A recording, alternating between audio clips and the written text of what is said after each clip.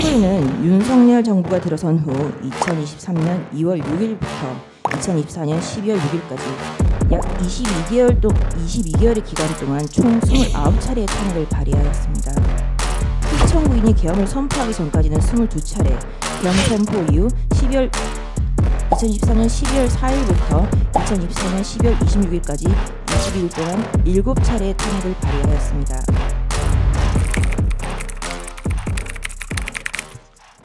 네, 안녕하세요. 김계리 변호사입니다. 피소인추인 측 증거를 설명드리겠습니다. 을제 1호증부터 8호증까지는 부정선거 관련 증거로 지난 기일에 증거조사를 마친 바 있습니다. 그래서 을제 9호증부터 살펴보겠습니다. 을제 9호증부터 11호증까지는 이 사건 소추의결서의 변경과 관련된 것입니다. 탄핵 사건의 적법 요건과 관련하여 내란죄를 소추사유에서 제외한다면 국회의 재의결이 요구된다는 탄핵 표결에 참가하였던 안철수 의원 및 국회의원들의 의견을 실은 기사입니다. 안철수, 윤 탄핵 소추 사유에서 내란죄 빼려면 국회에서 재의결 필요. 유승민, 민주, 헌재 최악의 자충수. 나경원, 대국민 내란 사기. 두 의원은 민주당과 헌법재판소를 겨냥해 탄핵 소추 절차를 처음부터 다시 진행해야 한다고 주장했습니다. 내란죄 뺀 탄핵안, 문제 여론 확산, 국민의힘 국회 재결 필요 목소리 높아. 다음 을제 12호증부터 을제 40호증까지는 청구인의 탄핵 폭거, 탄핵 소추권 남용에 대한 증거로 총 29차례에 걸친 국회 탄핵 소추안, 본회의 희록 등을 증거로 제출하였습니다. 청구인은 윤석열 정부가 들어선 후 2023년 2월 6일부터 2024년 12월 6일까지 약 22개월의 기간 동안 총 29차례의 탄핵을 발의하였습니다. 피청구인이 계엄을 선포하기 전까지는 22차례, 계엄 선포 이후 2024년 12월 4일부터 2024년 12월 26일까지 22일 동안 7차례의 탄핵을 발의하였습니다. 12호증의 1입니다. 첫 번째는 행정안전부 장관 이상민에 대한 탄핵 소추안입니다. 이태원 참사의 책임을 묻는다는 이유로 헌정 사상 최초로 국무위원에 대한 탄핵을 발의하였습니다. 본회의에 가기 전에 법제사법위원회에 회부하여 충분한 조사를 한 후에 의결하자는 송원석 의원의 제안이 있었습니다.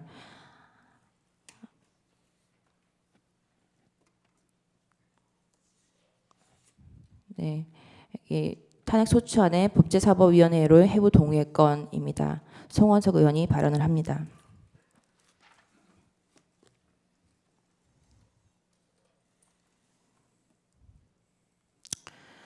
탄핵 심판 절차는 행정부와 사법부의 고위공직자에 의한 헌법 침해로부터 헌법을 수호하고 유지하기 위한 제도로 국가기관이 그 권한을 남용하여 헌법이나 법률을 위반한 경우 그 권한을 박탈할 수 있게 하는 제도로서 국민의 대의기관인 국회에 행정부와 사법부를 견제하는 권한을 부여한 제도입니다. 다시 말해서 탄핵 심판 절차는 헌법이 국회에 부여한 행정부와 사법부에 대한 직접적이고 강력한 견제 수단입니다. 그러나 이러한 강력한 수단이 자칫 정치적 목적에 의해 남용될 위험을 방지하기 위하여 대한민국 헌법에서는 그 직무 집행에 있어서 헌법이나 법률을 위배한 때에 탄핵 소추를 의결할 수 있도록 명시적으로 규정하고 있습니다.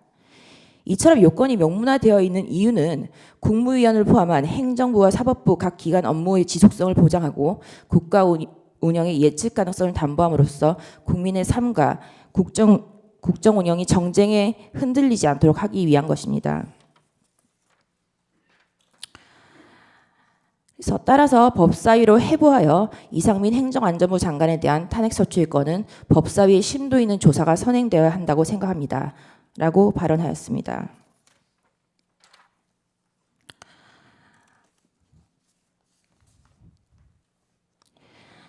이재명 대표에 대한 사법 처리가 현실로 닥치자 국민의 시선을 분산시키기 위해서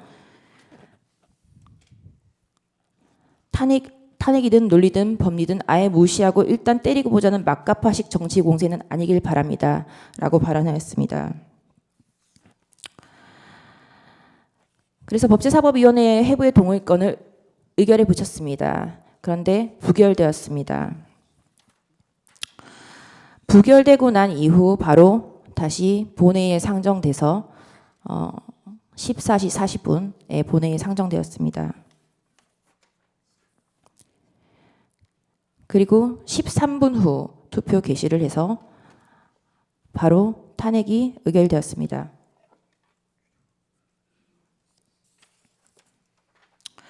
이러한 법제사법위원회 조사조차 거치지 않은 이상민 행정안전부 장관에 대한 탄핵은 전원일치로 기각이 되었습니다.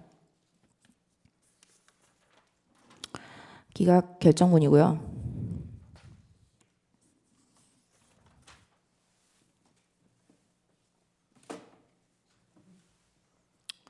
다음은 검사 안동안에 대한 탄핵 소추안입니다.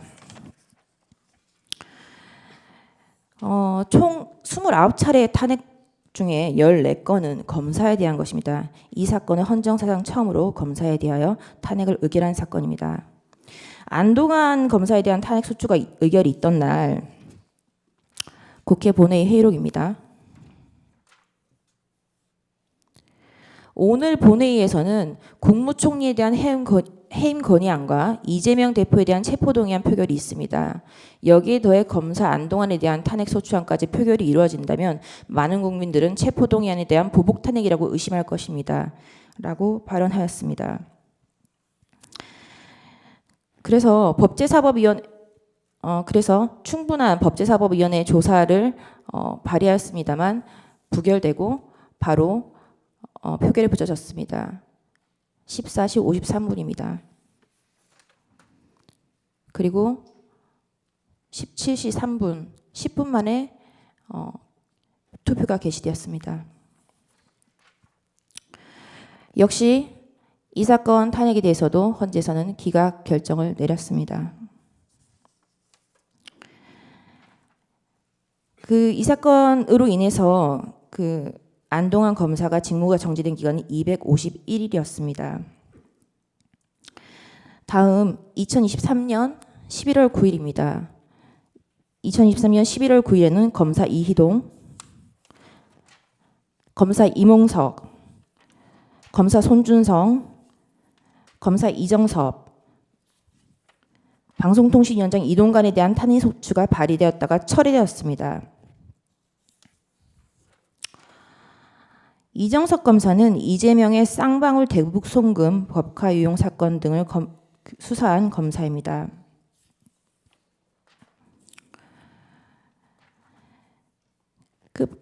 발의하였다가 철회하였고 그러고 나서 얼마 되지 않아서 다시 2023년 11월 28일 약 19일 만이네요. 검사 손준성, 검사 이정섭, 방송통신위원장 이동관에 대하여 다시 탄핵 소추를 발의하였고 방송통신위원장 이동관에 대해서는 바로 철회를 하였습니다. 바로 그리고 그 다음 날 하루 만에 2023년 11월 29일 다시 방통위원장 이동관에 대하여 탄핵 소추를 발의하여 방통위원장 이동관에 대해서만 무려 20일 동안 총 3차례의 탄핵을 발의하였습니다. 이에 이동관 방통위원장은 사의를 표명하였고 탄핵이 가결되면 직무집행이 정지되어서 방통위의 업무가 마비될 수밖에 없기 때문에 사의를 수용할 수밖에 없었습니다. 이에 대하여 법률신문은 탄핵 만능주의, 이번에는 이동환 타깃 설정, 거대 야당의 폭주 시동이라고 꼬집었고 철회했다 재발의한 부분에 대해서 일사부재의 원칙을 다투었지만 헌재에서는 인용되지 아니하였습니다.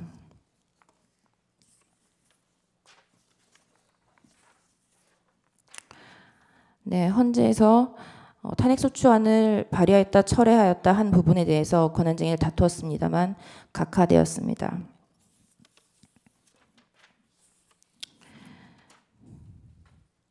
검사 손준성, 이정섭에 대한 탄핵은 가결되었습니다.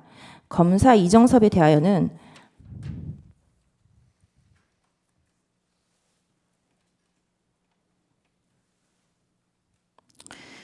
검사 검사 이정섭에 대하여는 탄핵 사유의 대다수가 직무와 무관하거나 특정되지 않는다고 봐 재판관 전원의 일치 의견으로 기각 결정을 하였습니다. 이 사건 탄핵으로 인한 이정석 검사의 직무정지 기간은 272일, 약 9개월입니다. 기각 결정문이고요. 다음은 방송통신위원장 김홍일에 대한 탄핵 소추안입니다. 이동관에 대해서 세 차례 탄핵 소추안을 발의했던 것에 이어서 방송통신위원장 김홍일에 대해서 탄핵 소추를 발의하였고 김홍일 위원장은 자진 사퇴하였습니다. 그리고 계속해서 탄핵 폭거는 이어집니다. 2024년 7월 2일 무려 5사람에 대한 탄핵 소추가 발의됩니다. 검사 엄희준, 검사 김영철, 검사 강백신, 검사 박상용에 대해서 탄핵 소추를 발의하였습니다. 이 사람들이 누구냐면 쌍방울 대북 송금 사건을 수사한 박성인 검사, 대장동 백현동 사건을 수사한 엄희준 검사, 대장동 백현동 사건을 수사한 강백신 검사, 그리고 민주당 전당대회 돈봉투 사건을 수사한 김영철 검사입니다. 이원석 검찰총장은 기자회견을 열고 이재명 전 민주당 대표의 방탄을 위한 탄핵은 위헌이고 위법이고 사법방해 보복 탄핵이라고 하였습니다. 또한 법무부도 이날 입장문을 내고 특정 정치인을 위한 수사검사에 대해서 보복적으로 탄핵이 일어나는 것은 탄핵 제도의 취지에 반한다. 검사들을 정치적으로 압박하는 모습을 보이는 것은 검찰의 정치적 중립성과 형사사법의 근간을 흔드는 결과를 초래할 것이라고 했습니다. 이번 사태는 행정 독재보다 오히려 입법 독재가 더 위험하다는 것을 보여주는 것이라고 꼬집었습니다.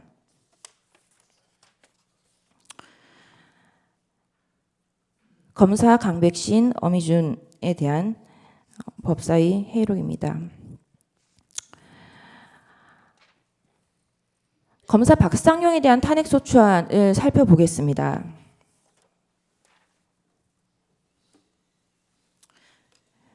우리나라 헌법은 분명히 탄핵 소추의 사유로 헌법과 법률의 직무 집행이 위배될 때라고 명시적으로 규정하고 있습니다. 탄핵 소추 사유를 보시죠.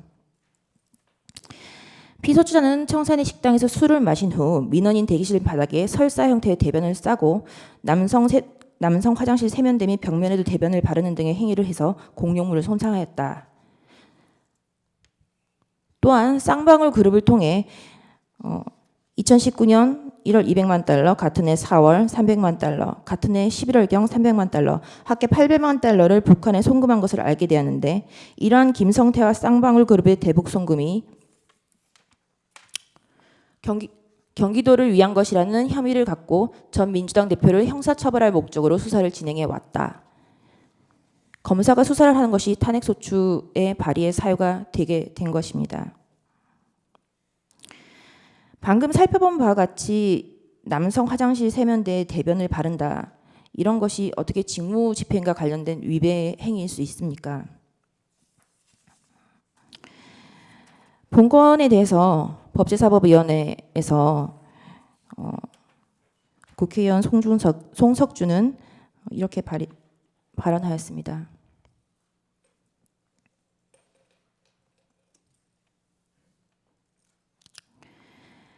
박상용 검사의 탄핵사주 사유의 내용은 황당한 혐의로 탄핵을 하는 거다. 가십성에 근거 없는 얘기인데 이걸로 검사를 탄핵하는 것은 국회에서 이렇게 쇼 같은 것을 하는 것인지 아닌가 모르겠다라고 발언을 하였습니다.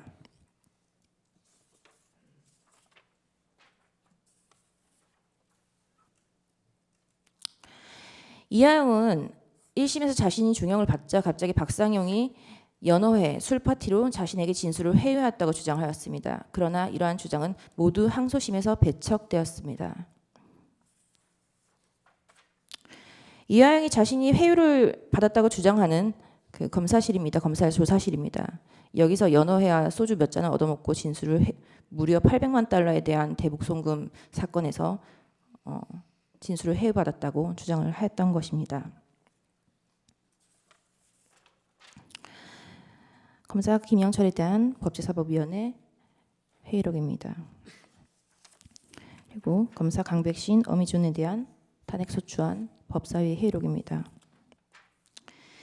민주당은 방통위원장 김홍일이 2024년 7월 2일 사의를 표명하고 직무대행을 하고 있던 이상인에 대하여 2024년 7월 25일 지금 5번째입니다. 무려 5번째 방통위원장에 대하여 탄핵소추를 발의하였으나 이상인은 바로 그 다음날 사의를 표명해서 탄핵이 가결될 수 없었습니다. 그리고 바로 취임한 이진숙에 대하여 탄핵소추안이 발의되었습니다. 이진숙 방통위원장의 취임일은 2024년 7월 31일입니다. 발의는 2024년 8월 1일입니다. 취임한 지 하루 만에 탄핵소추안이 발의가 되었습니다. 그리고 같은 날 가결이 되었습니다. 그리고 오늘 아직 뉴스가 없어서 증거로 소정을 내지는 못했겠지만 10시에 이진숙 방통위원장에 대해서는 탄핵이 기각되었습니다. 이진숙 방통위원장이 직무가 정지되었던 기간은 174일입니다.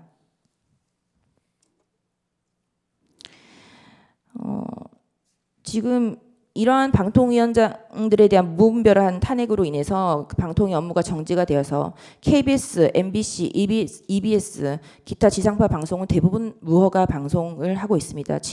그 작년 12월 31일자로 그 면허가 다 만료가 되어서 허가가 만료가 되어서 무허가 방송 중에 있습니다. 지금 KBS와 MBC는 위법을 저지르고 있는 것입니다. 이러한 사태는 민주당이 만든 것입니다.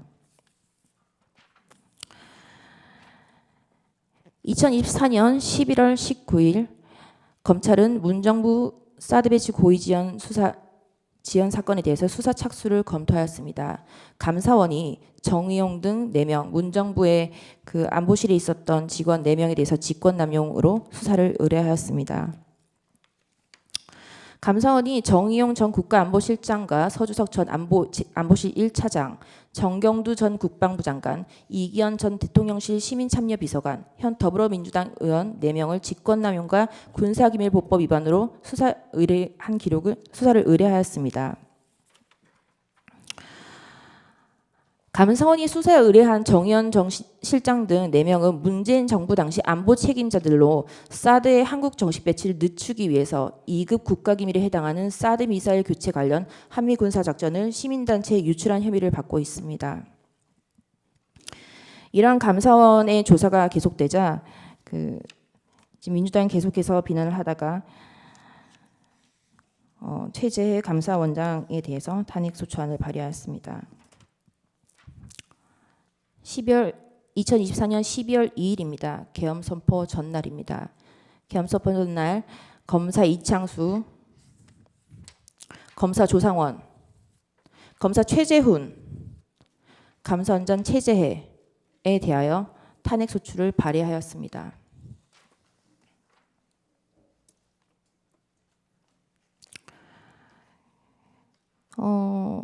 최재해 감사원장의 탄핵소추안을 보면 감사원이 헌법과 감사원법에 의한 독립된 지위를 갖는 기관이라는 원칙을 스스로 부정했다라는 아무런 구체적인 내용이 없는 것이 탄핵소추 사유입니다. 피청구인 이 사건 비상계엄을 결심하게 된 그 이유 중 하나가 헌법기관인 이때까지 해온 탄핵은 그것마저도 위헌적이고 위법한 것이지만 헌법기관인 감사원장에 대한 탄핵 발의였습니다. 감사원은 응당 자신에게 부여된 권한이자 책무인 감사를 하였을 뿐인데 민주당은 문재인 정권에 대한 표적 감사를 한다는 이유로 감사원장이 스스로 독립성을 부정한다는 트집을 잡아서 기어이 탄핵소추를 발의한 것입니다. 이에 피청구인은 더 이상 위헌적이고 삼권 분립을 망가뜨리고 국가의 시스템을 망가뜨리는 민주당의 일당 독재 폭주에 경고를 하고 무심한 국민에게도 이를 알리겠다는 생각에 대국민 호소 차원에서 최소한의 병력으로 계엄을 선포하게 된 것입니다. 12월 2일 그 감사원장에 대한 탄핵소추 발의가 있었고 2024년 12월 3일 그리고 4일 이 사건 계엄이 있었습니다. 이 사건 비상계엄이 있었음에도 민주당의 폭주는 멈추지 않았습니다.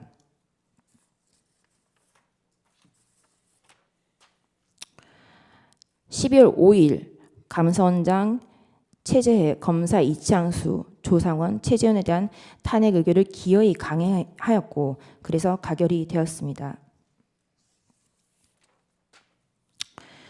최재해 감사원장의 탄핵에 문재인 전 대통령이 임명한 조은석이 대행 체제를 갖게 되었고 한 달간 감사원은 공전이 되었습니다. 그리고 조 의원이 내년 1월 17일 퇴임을 하게 되면 그 이후에 문 전 대통령이 임명한 강인희 감사위원이 원장 권한대행을 맡게 됩니다.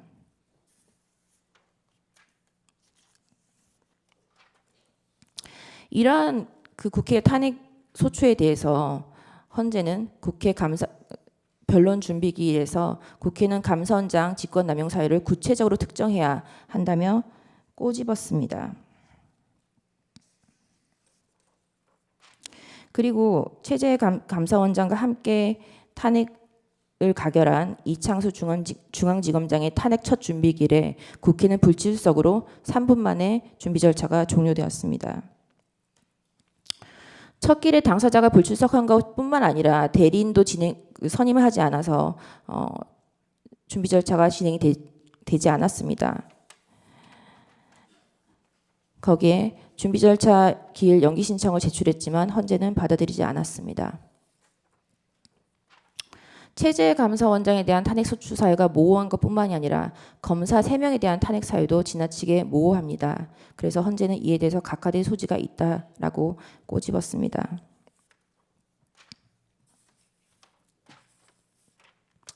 그리고 어제 이창수 중앙지검장 탄핵 사유로 기자에겐 허위 답변이 있었는데 그 부분에 대해서는 사실이 아니라는 이유로 처리를 하였습니다.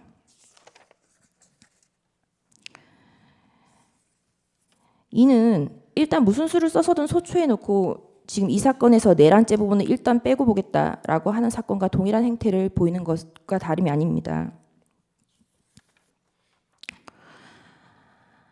이 사건 전 1차 탄핵 소추안입니다.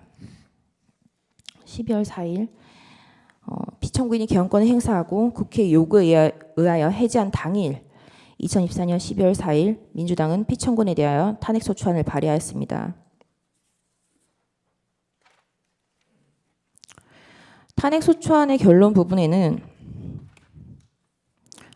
아까 이동찬 변호사님께서도 말씀을 하셨지만 소위 가치 외교라는 미명하에 지정학적 균형을 도외시한 북한과 중국, 러시아를 적대시하고 일본 중심의 기이한 외교 정책을 고집하며 일본의 경도된 인사를 정부 주요 지위에 임명하는 등의 정책을 펼침으로써 동북아에서 고립을 자초하고 전쟁의 위기를 촉발시켜 국가 안보와 국민 보호 의무를 내팽개쳐 왔다.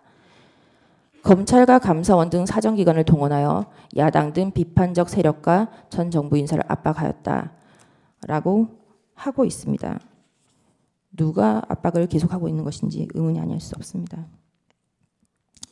이러한 탄핵 소추안은 발의가 되어서 2024년 12월 7일 15시 3분에 개의를 하여 이때까지 아까 살펴본 바와 같이 탄핵 소추안은 모두 다 발의돼서 10분 내지 15분 내에 끝났습니다만 15시 3분에 개의를 하여 8시 50분까지 기다리겠다. 9시까지 기다리겠다. 빨리 오라. 라고 하였으나 결국 의결 정족수를 채우지 못하였습니다.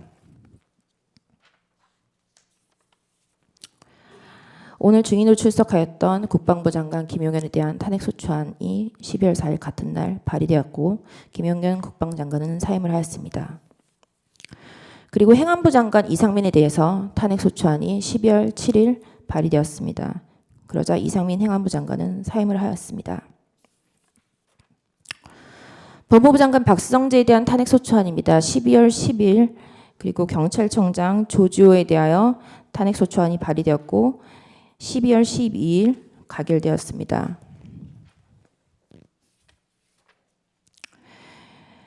윤석열 대통령에 대하여 2024년 12월 10일 두 번째 탄핵 소추안이 발의되었습니다. 그러자 그 다음 날인 2024년 12월 13일 김어준이 갑자기 등장을 합니다.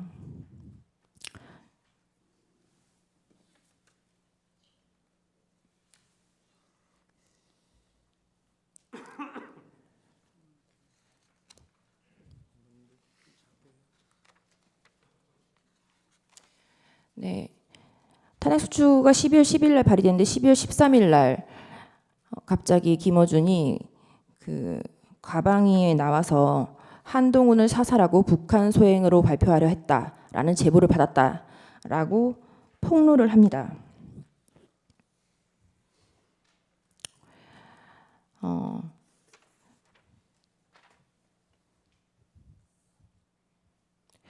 그러고 나서 김어준은 계엄 당일 처음 받은 제보는 나에게 체포조가 아닌 암살조가 가동된다는 것이었다.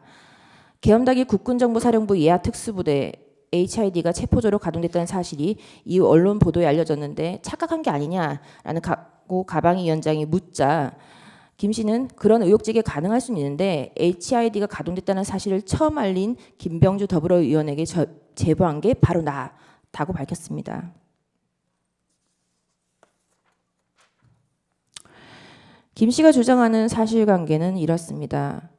암살조가 한 대표를 사살하고 북한의 소행으로 발표하려 했으며 미국을 도발해 북한의 폭격을 유도하려 했다는 내용의 제보를 받았다고 했습니다.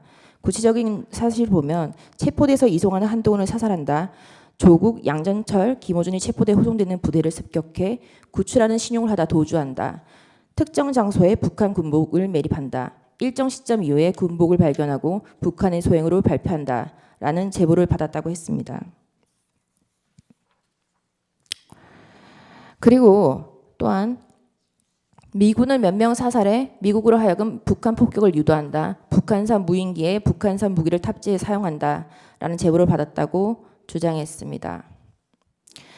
이재명 더불어민주당 대표는 김 씨 이와 같은 주장에 어처구니 없는 일이라면서 충분히 그럴 계획을 했을 만한 집단이라고 말했습니다. 그리고 김병주 의원실은 김 씨가 언급한 제보와 관련해서 의원실에도 여러 제보가 접수됐다라고 밝혔습니다.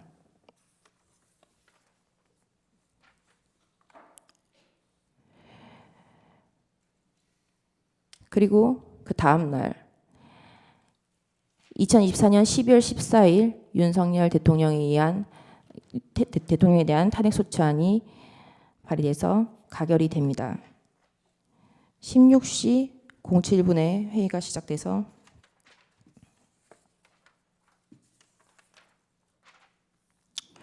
14시 29분, 22분 만에 한나라의 대통령에 대한 탄핵소추가 가결이 되었습니다. 그러고 나서 며칠 뒤 2014년 12월 17일입니다.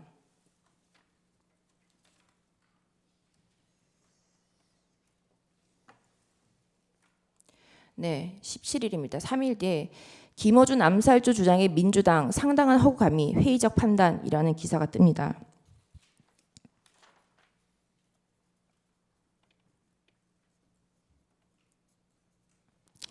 방송이 김어준 씨의 암살조 주장에 대하여 더불어민주당 내부에서도 상당한 허구가 가미됐다며 회의적으로 평가한 것으로 확인됐다. 민주당 국방위 내부 검토의 문건에 의하면 해당 문건은 김 씨의 폭로 다음 날인 14일 작성돼 이재명 대표에게도 보고됐다라고 했습니다. 14일이면 윤석열 대통령에 대한 탄핵이 가결된 날입니다. 민주당 내부에서는 이러한 김어준의 폭로가 한동훈 암살조가 있었다라는 사실에 대해서 허위라는 사실을 이미 알고 있었던 것입니다.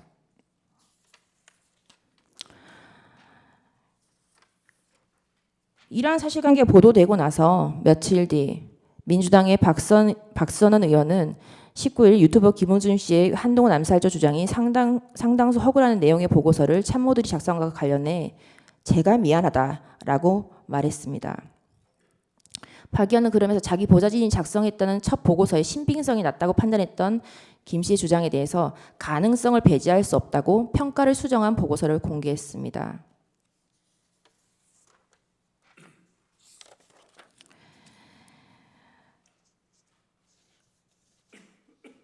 이처럼 피청구인에 대한 탄핵소추안의 가결은 첫 번째 탄핵소추안이 부결되자 가짜뉴스와 선동, 날조된 사실관계로 국회의원들을 참여하게 만들었고 사기로 탄핵소추가 가결된 것입니다.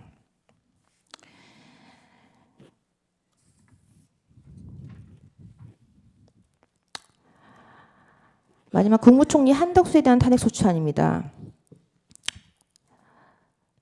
발의연원일은 2024년 12월 26일입니다. 민주당은 피청군에 대한 판단을 할 헌법재판관을 임명하지 않는다는 이유로 대통령 권한대행 한덕수를 압박하다가 결국 2024년 12월 26일 탄핵소추안을 발의하였습니다. 그 사유는 국무총리 시절 특별검사의 임명 거부, 비상겸의 공모, 한덕수, 한동훈 공동국정운영체제의 담화문을 발표한 2024년 12월 8일 당시 윤석열 대통령은 직을 유지하고 있었는데 국무총리가 국정을 운영하는 것은 위헌적이라는 점을 들었습니다. 그리고 내란 상설 특검 회피, 헌법재판관 임명 거부를 사유로 들었습니다. 헌법재판관 임명 거부는 국무총리로서가 아닌 대통령 권한대행으로서의 행위임에도 소추 사유에 포함시켰고 의결 정족수에 대하여 대통령 권한대행으로서 가중된 정족수가 아닌 일반 정족수로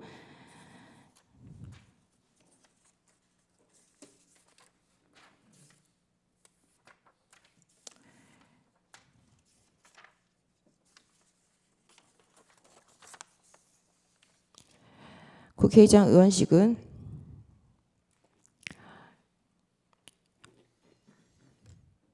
과반수 찬성으로 의결한다는 점을 말씀드립니다. 라고 하였습니다. 이에 대하여 국회의원들의 이의가 있었습니다. 이에 대해서 의원식은 이렇게 발언하였습니다.